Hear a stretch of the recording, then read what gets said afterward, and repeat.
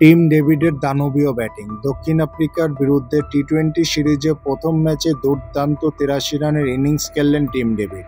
প্রথমে ব্যাট করতে নেমে বিধ্বংসী মেজাজে শুরুটা করেছিল অস্ট্রেলিয়া। তবে একদিকে যেখানে ৪ ছক্কার ফুলঝুরি ঝরাচ্ছিলেন টিম ডেভিড, সেখানে অপরদিকে একের পর এক অজি ব্যাটাররা সাজঘরে ফিরে যাচ্ছিলেন। দুই অজি ওপেনারকে সাজঘরে ফেরান কাগিসো রাবাদা। ৭৫ রানে ৬ উইকেট হারিয়ে ধুঁকছিল অস্ট্রেলিয়া। এই পরিস্থিতিতে অস্ট্রেলিয়ার শেষ ভরসা ছিলেন টিম ডেভিড। তিনি বেন ডটসুইসকে নিয়ে পাল্টা লড়াই শুরু করলেন। দুজনের সপ্তম উইকেটে হাফ সেঞ্চুরি পার্টনারশিপ করেন। মাফাকা ডটসুইসকে ফেরালেও টিম ডেভিড দুর্দান্ত ইনিংস অব্যাহত রাখেন। দুর্দান্ত অর্ধশত রান পূরণ করেন তিনি। জবাবে ব্যাট করতে নেমে দক্ষিণ আফ্রিকা শুরুটা খুব একটা ভালো করেনি।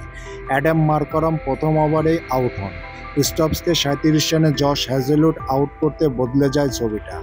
১২০ রানে ৩ উইকেট থেকে মুহূর্তে ১২৩ রানে ৭ উইকেট হারিয়ে ফেলে দক্ষিণ আফ্রিকা। হ্যাজেলউড এবং অ্যাডাম জাম্পার বোলিংয়ে তখন বিরাট চাপে পটিয়া বাহিনী। দলের দায়িত্ব তার কাঁধে বুঝতে পেরে রিকেলস্টন দায়িত্ব নিয়ে ব্যাট করেন।